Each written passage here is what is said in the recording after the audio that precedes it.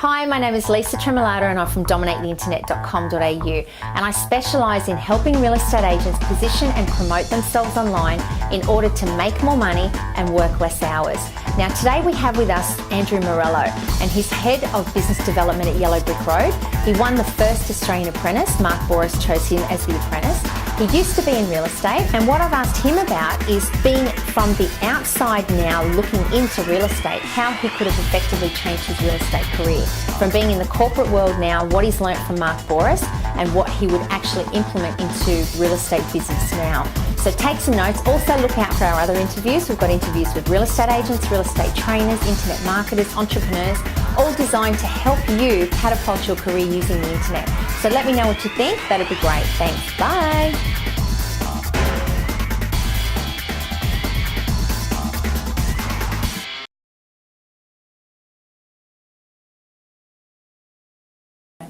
So if we liken TV to video, how did being on TV or video affect you, like say, for people like No and Trust Factor? Yeah, so I don't know if people realise, but when I was actually on the show, at the end of the 10 weeks of filming, they filmed multiple endings. So they filmed myself and Heather, who came second from Perth, who was a wonderful competitor, and she was a lovely girl who I'm close friends with now still. They filmed both Heather and I winning. And so I went back to real estate for 10 weeks whilst the show was on. And whilst a lot of my counterparts were... at this stage, I actually thought I was going to come second. You know, I thought Heather is a very smart, powerful, beautiful and strong woman. She's got a very high-powered job over in Perth, executive role in quite a large organisation. It's White Pages, Yellow Pages. I think it's all one. Census Yellow Pages now. It's all one conglomerate, and she's quite high up there, manages some very high accounts.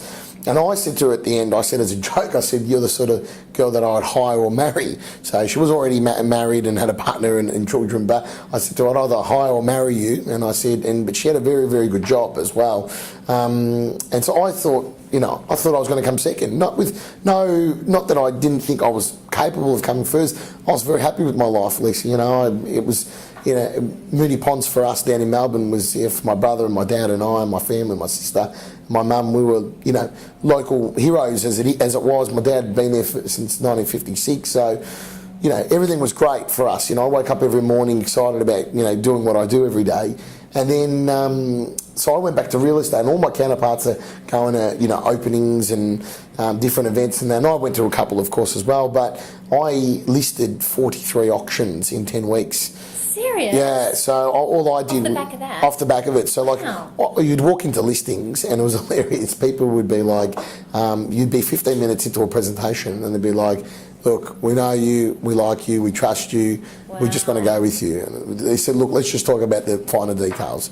I said, all right. So that was great. So they knew you. They did. So, but look, the trick with that is you can't misuse that trust. Yeah. That's a massive thing as well. I know of some other stories that, people have had some success either through, online portals or actually on television, and they've misused that trust. Like we've seen even recently with one of our Yellow Brick Road competitors, but in the mortgage space, Refund Home Loans. The gentleman who ran that was very trusted because he was a personality on television. He often was on Current Affair, handing out checks to families that, couldn't make their mortgages and stuff. So he became this, this, I suppose, public figure of trying to help people out. But then when all that, and he convinced so many people to buy franchises, and then off the back of that, that's now they've gone broke, and you've got all these wonderful mums and dads calling me saying, look, I was a Refund Home Loans, and they've misused my trust. So it's very, very important that if you do get that exposure, even if it's a PR piece. Now, if you're lucky enough to get a local PR piece, say in your community paper, if you're in business, or a local PR piece on, say, a local news channel, or even possibly on the news or a Current Affair, you've got to make sure that if you do leverage off that you do treat people with the respect they deserve. I think the best thing that I saw about you that made me like you was with the vacuum cleaner. It was like, if this guy can do this under pressure like that and still have a sense of humour and get through that, I like this guy. Oh, thank you, Lisa. Funnily enough, Mark seems to remind everyone of that. We're in Perth a couple of weeks ago. Awesome. Well, for some reason, he keeps bringing that up. So, like, we're in Perth a couple of weeks ago at the opening of our Perth CBD branch. And we've gone, I've spoken, Mark's spoken, it's all quite successful. And there's a whole bunch of people just sitting around listening to Mark and I. And Mark brings it up, like, it's nearly every time.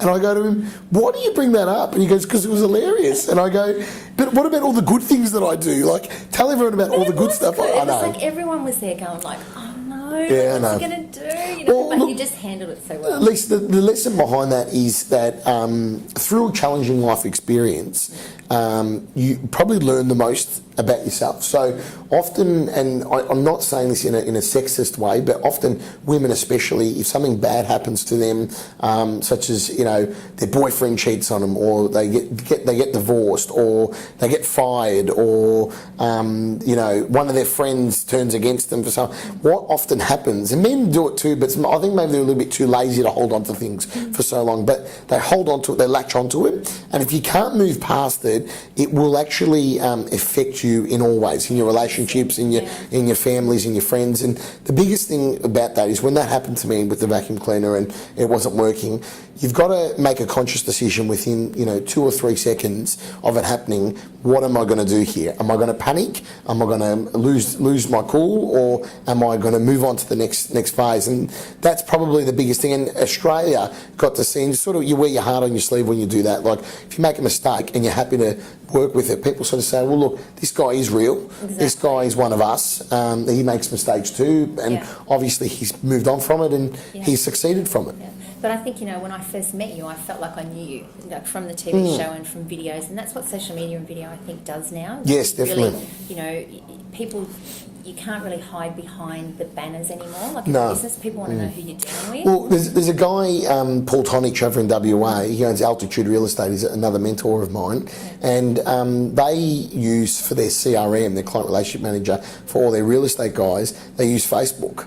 And they get a lot of listings through there because people see him, went for a 5K run this morning, and people say, oh, geez, I want someone who's going to be, up at 5, fit like that.